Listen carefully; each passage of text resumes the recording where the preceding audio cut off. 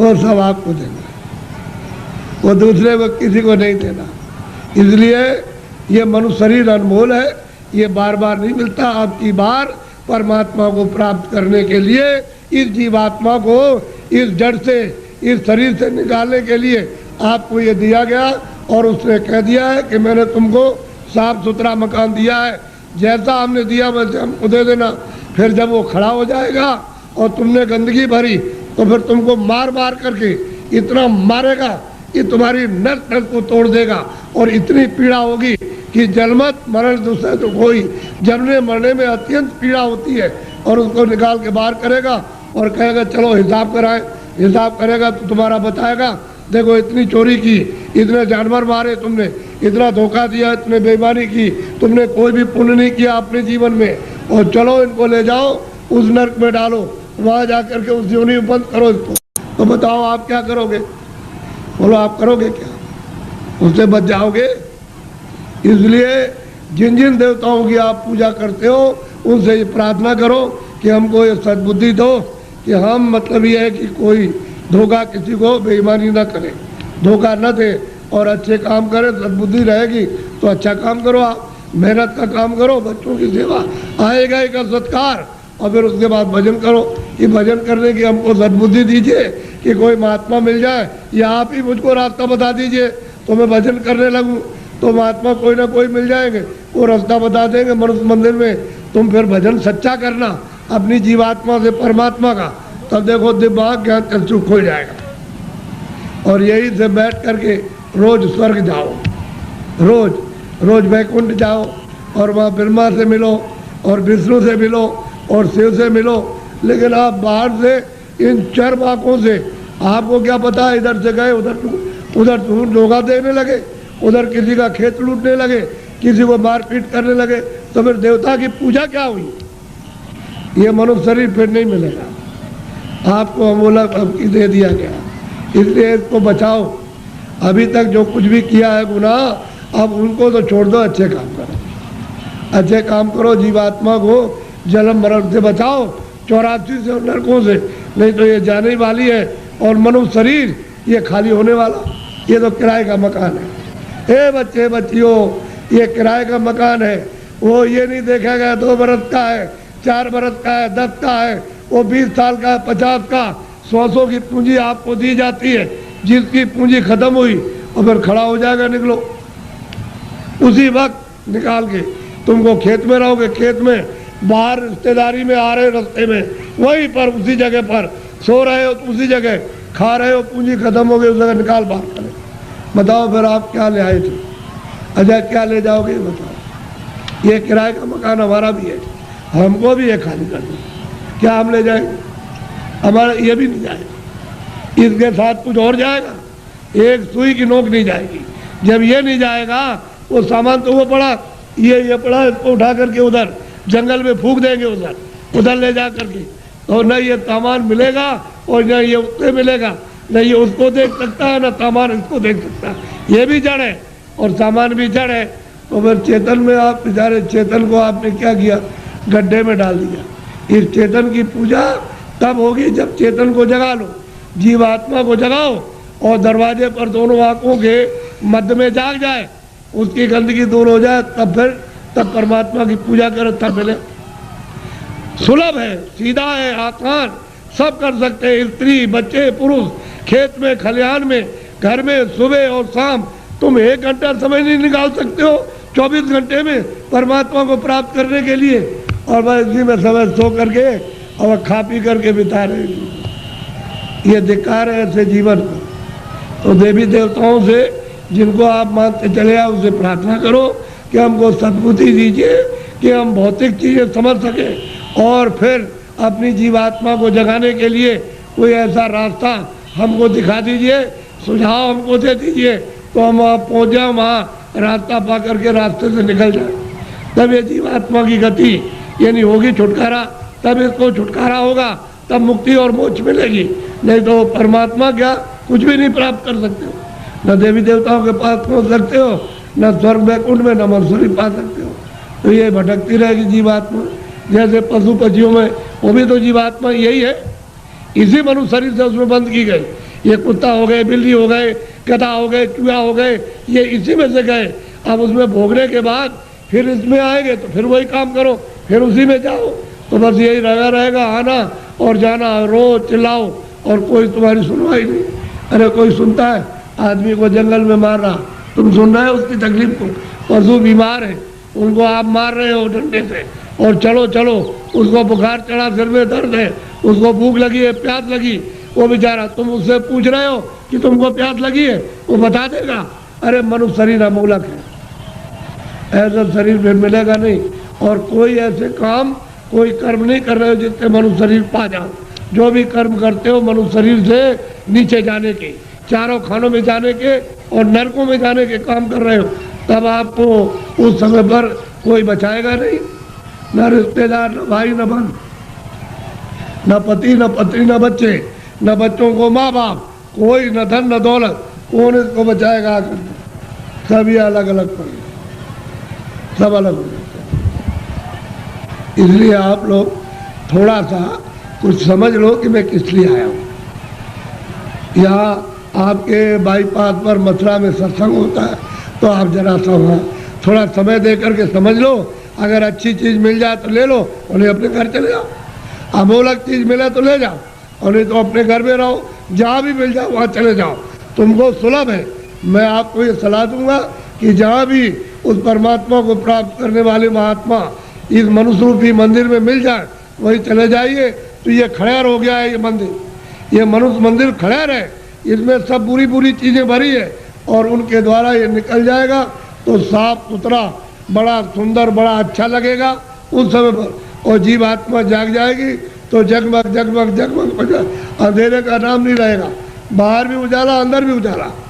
तब आपकी समझ में आएगा ये संसार क्या है। नहीं भूल भुलैया है, ये छाया, क्षमा करना, ये छाया से लड़के छाया, स्त्री छाया, पति छाया, ये मकान छाया, जमीन छाया, ये पशु छाया, छाया, इसमें से जीवात्मा निकाल दी तो ये पड़ा हुआ क्या करोगे? छाया का रो रहे हो, मेरा बच्चा, मेरा पति, मेरी पत्नी, मेरा माँ, मेरी बारे। छाया किसके लिए होते? छाया के लिए। उस जीवात्मा के लिए रोए, उसके लिए सोचा कि इसके अंदर कौन है।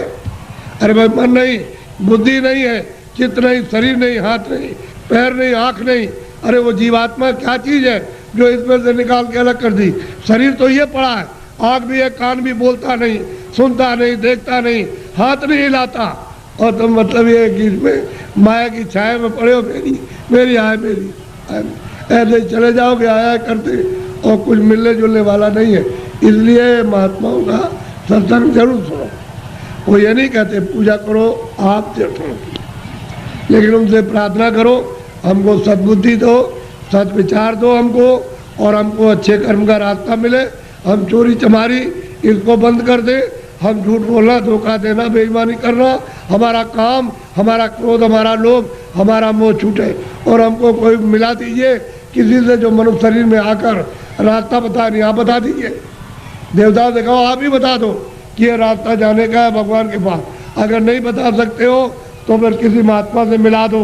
हमने इसलिए तुम्हारी पूजा की और तुमको माना कि हमारा आत्म कल्याण हो जाएगा, जन्म मरण से बच जाएंगे, 84 नरकों से बचेंगे।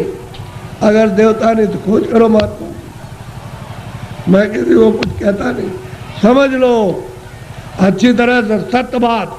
उसको मछली रहती है, कछुआ रहता है उसी में, जीव जंतु उसी जमुना जी में, उसी गंगा जी में रहते हैं। तो आपको ये जानना चाहिए, आप वहाँ जाते हो स्नान करने के लिए तो पाप आपका धुल जाएगा।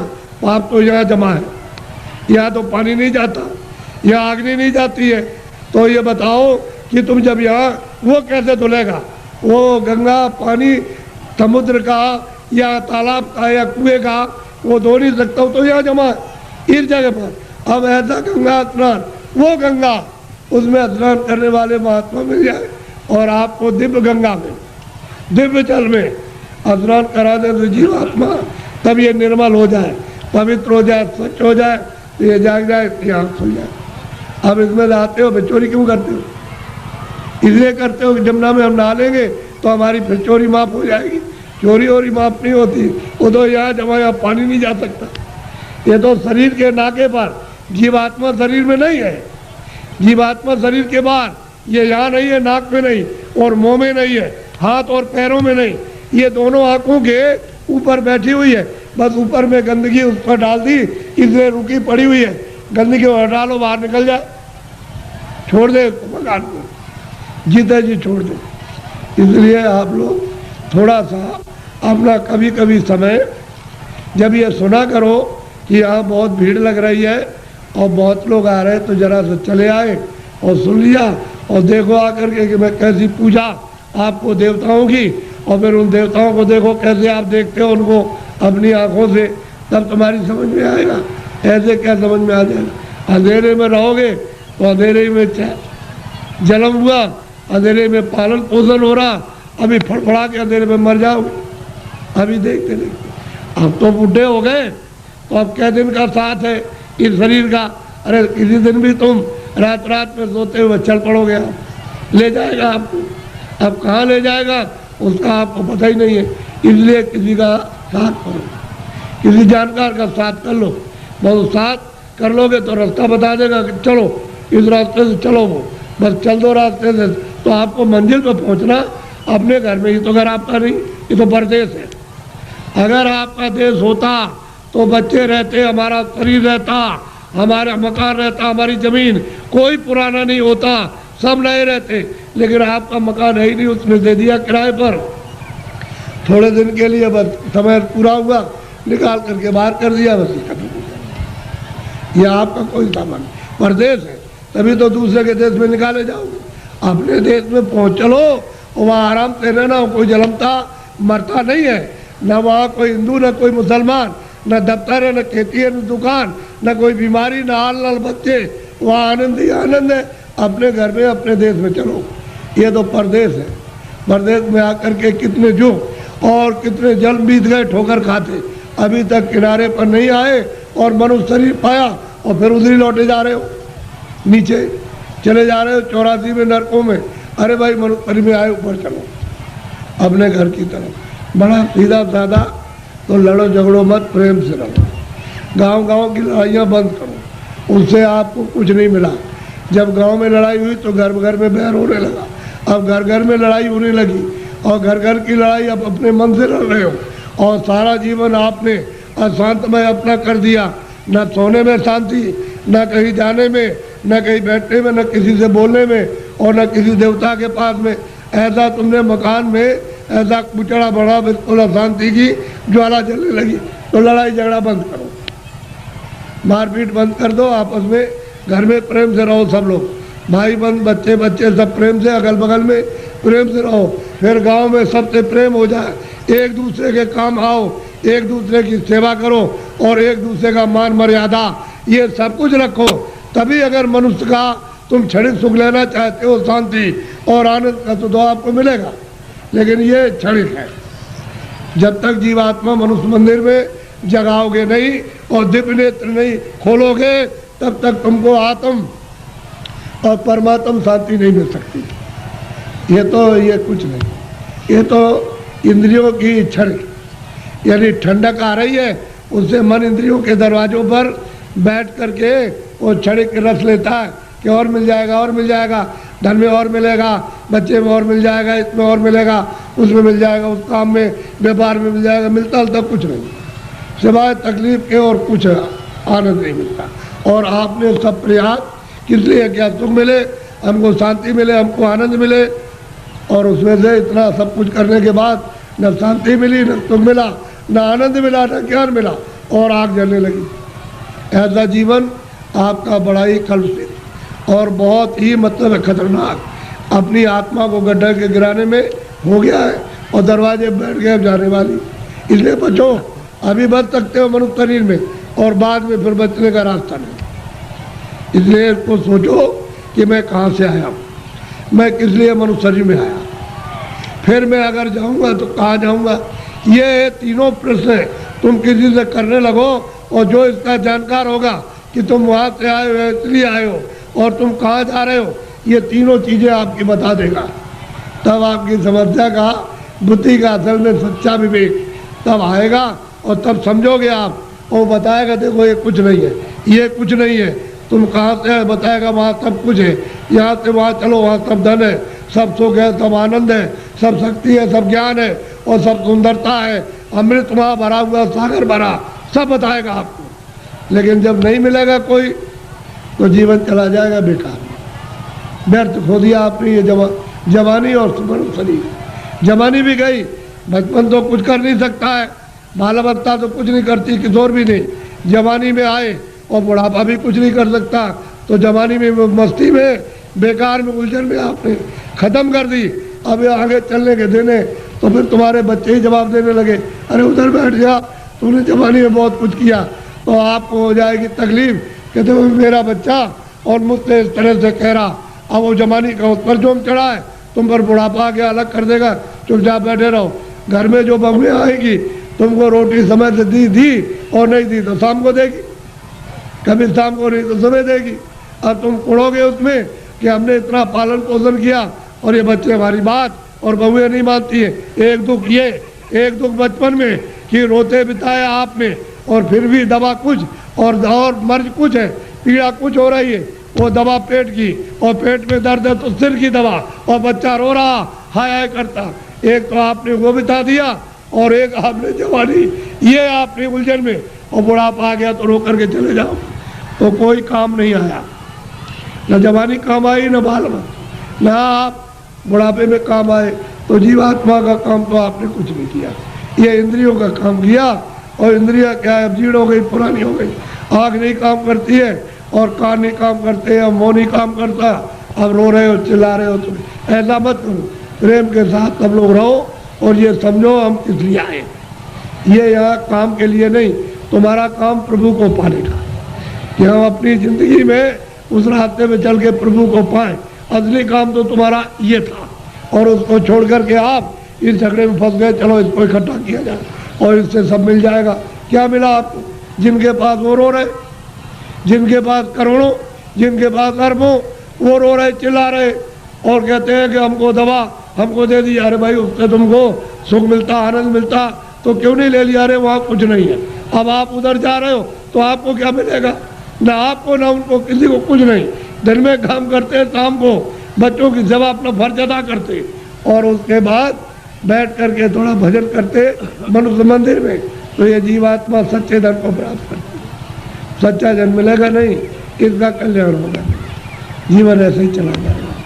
तो मैं तो इसलिए चलाया कि हमारे गांव वासियों ने बहुत ही लोगों से कहा कि बाबा जी को ले आओ जरा, मैं दर्शन करूंगा।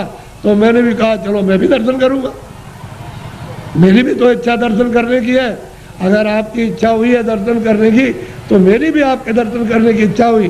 तो आदान प्रदान का दर्शन, दर्शन देना और दर्शन करना, इसी के बीच में, अरस परस के बीच में अगर कोई चीज़ मिल जाए तो उसको ले लेना चाहिए।